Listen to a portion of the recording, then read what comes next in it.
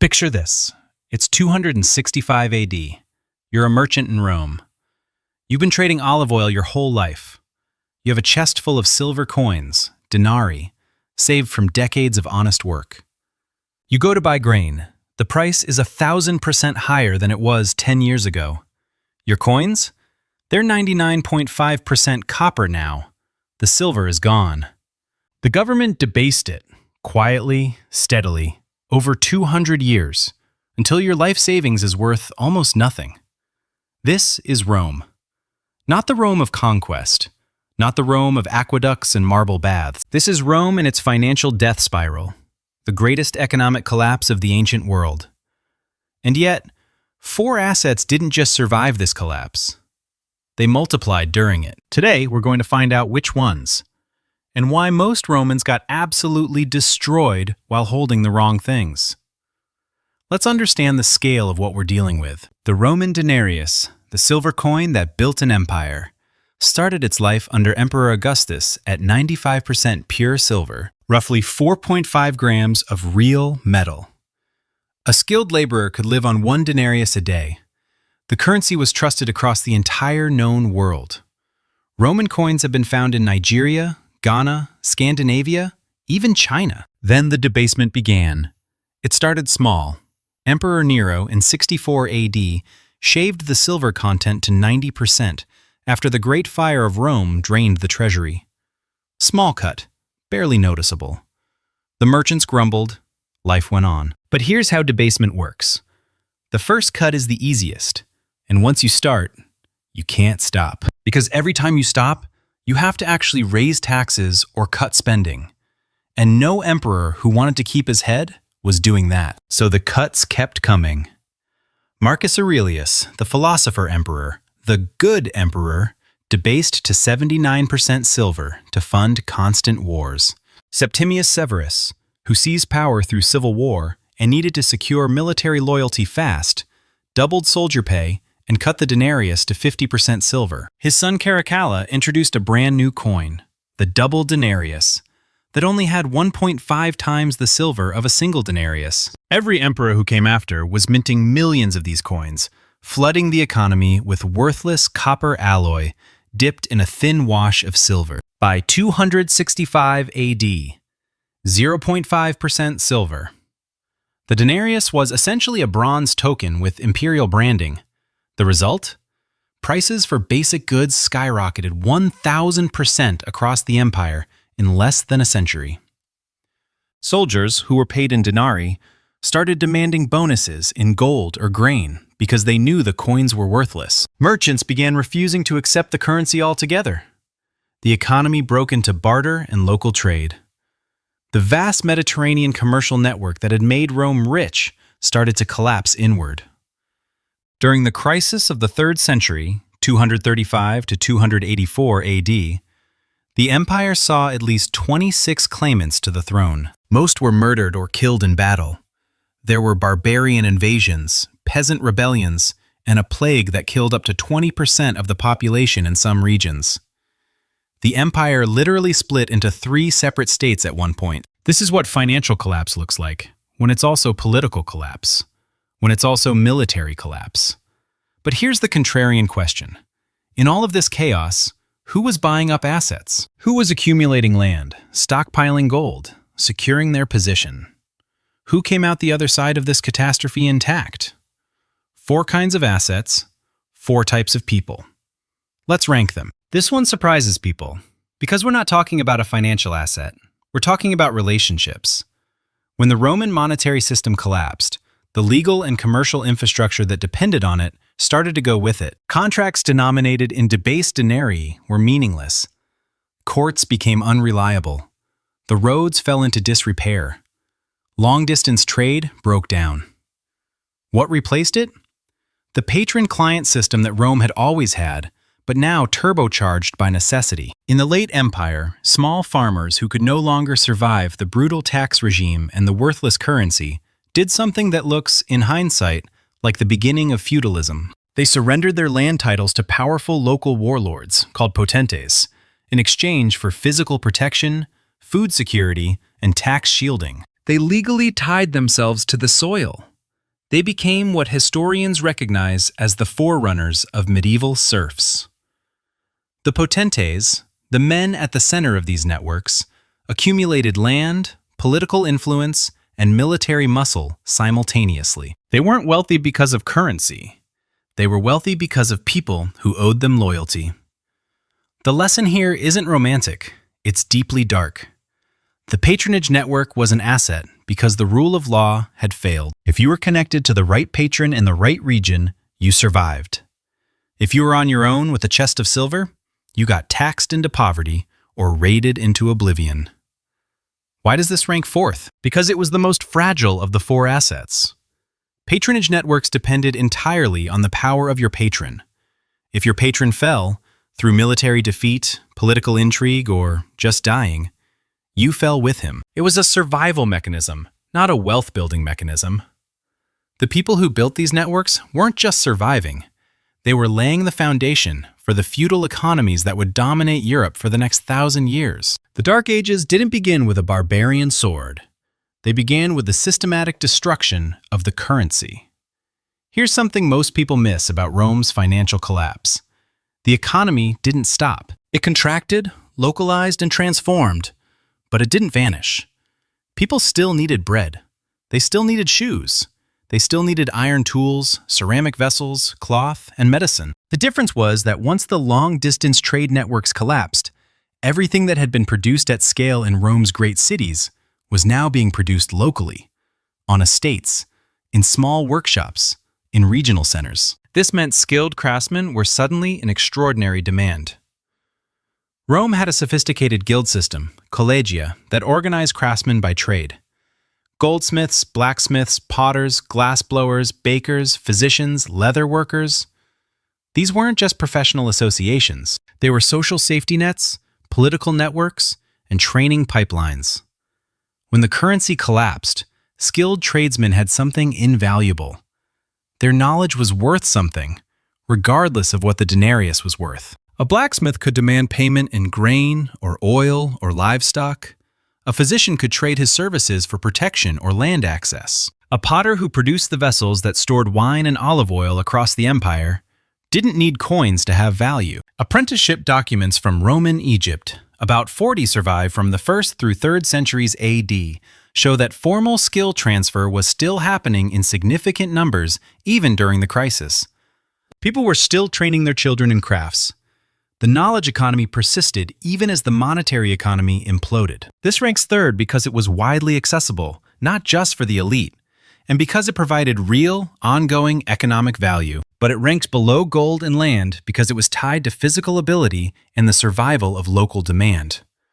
A craftsman who died in a plague or got conscripted into a collapsing army took his skills with him. The people who lost their skilled trades were the ones who had been made permanently dependent on the long-distance import economy. The urban middle class, merchants, traders, small shopkeepers, had no portable skill.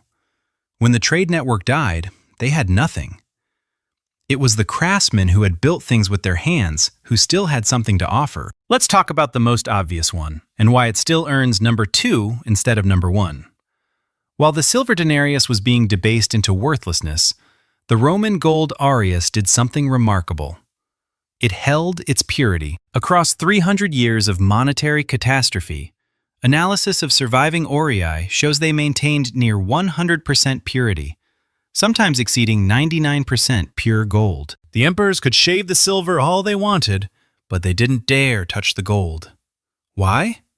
Because gold was how they paid the people who mattered. Barbarian mercenaries who understood perfectly well what debased silver was worth demanded payment in gold. The elite held gold.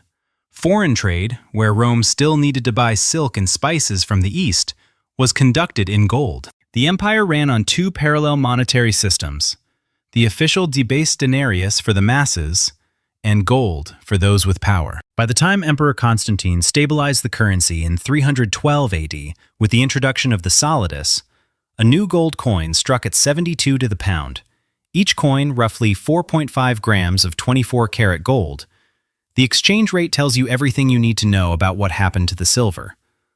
One solidus was worth 275,000 denarii. The denarius had fallen 275,000-fold relative to gold.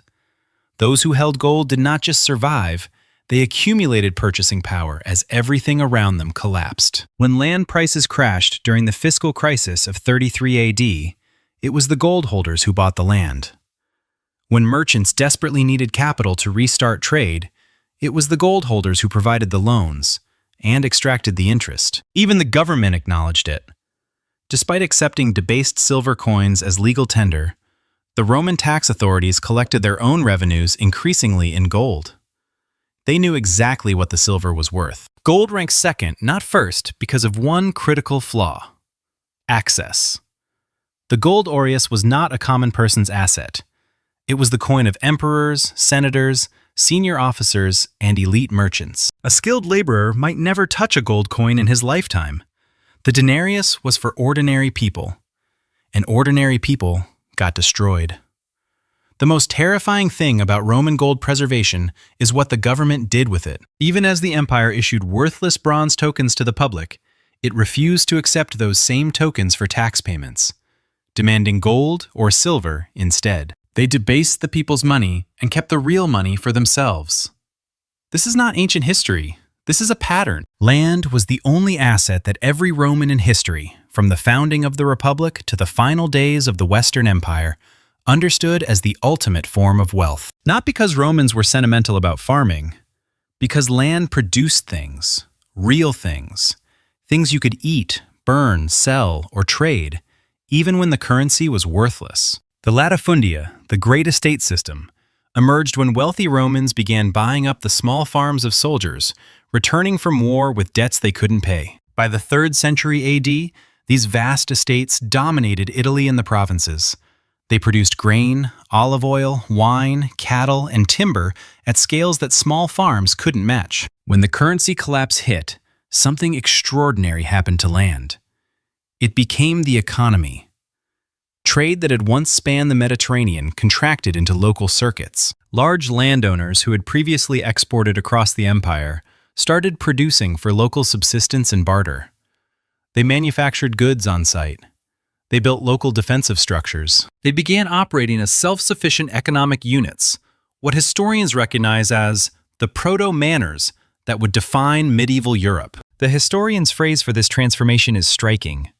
The crisis of the 3rd century produced profound changes that foreshadowed the very decentralized economic character of the coming Middle Ages. What we call the Dark Ages was partly just the Roman land economy operating without the Roman currency economy. The elite latifundia owners had a specific structural advantage. They often didn't pay land taxes, unlike the peasants who had been driven off their plots. Senator-class landowners could absorb an economic crisis that destroyed everyone beneath them on the social ladder. They could even profit from it, buying up more land at distressed prices as the crisis deepened. Land also provided something no other asset could: political legitimacy. In a world where the rule of law was collapsing and military power was fragmenting into regional warlordism, owning land meant owning people, owning production, owning influence. The latifundia outlasted the Western Roman Empire. Many survived essentially intact into the Middle Ages, passing through the German invasions with their basic economic structure unchanged. Gold stores value. Land creates it. When the monetary system has been destroyed, you cannot eat gold. You cannot burn it for heat. You cannot pay a garrison of soldiers with it when those soldiers want food. The great Roman estates fed their own workers, armed their own guards, and sheltered their own dependents, making them resilient in a way that even gold hoards were not. Land didn't preserve Roman civilization. It replaced it. The great estate system was the economic engine of the Dark Ages. The Roman senators who clung to their latifundia through the crisis were not conservatives preserving an empire. They were the inadvertent architects of feudalism. Here's what history tells us. When an empire's currency collapses, there's always a hierarchy of who survives. It's not random. It's not luck. It follows a pattern that has repeated across every financial collapse in the ancient and modern worlds. The people who hold the official currency, the people who trusted the system, get wiped out first. They're holding the asset that the government has the most incentive to destroy, because destroying it is how the government pays its bills. The people who hold real assets, land, gold, skills, relationships, absorb the shock. Some of them even grow through the crisis, because as everyone else liquidates in panic, they're the buyers. Rome's financial collapse took roughly 250 years, from first debasement to full monetary collapse. That's 2.5 centuries of slow-motion catastrophe. And through all of it, the Roman elite, the people who held land, gold, and the right political connections, maintained their position. The middle class? The merchants, the urban traders, the small shopkeepers who held their savings in silver? They were obliterated. Many sank into a form of economic servitude, binding themselves to the great estates that had absorbed everything. Here's the part historians rarely say out loud. The fall of Rome didn't destroy Roman wealth. It concentrated it. The people at the top of the asset hierarchy in 400 AD were the same families who had been at the top in 200 AD. They just held fewer coins and more land. The empire was gone. Their estates were not. The lesson isn't that you need to buy gold or farmland tomorrow. The lesson is that in every financial collapse in history, the assets that survive are the ones that produce real value, not the ones that represent a promise from a government that's running out of promises to keep. Rome's emperors didn't debase the denarius because they were stupid. They did it because they were desperate. They needed money to pay soldiers. They needed soldiers to stay in power. And as long as the coins looked like silver, most people accepted them. Until they didn't. And by the time the ordinary Roman figured out what had happened to his savings, the people who held land, gold, skills, and patronage networks had already positioned themselves on the other side of the collapse. That is the real financial lesson of Rome. If you want to understand the next financial collapse before it happens, the Roman playbook is the oldest and the clearest. Every modern financial crisis we've covered on this channel follows the same pattern. The currency weakens, the real assets hold, the people caught holding the official promise get crushed. Next week, we're looking at next episode. If this kind of analysis is useful to you, subscribe and leave a comment telling me which asset you think ordinary Romans should have held. I'll read the best ones.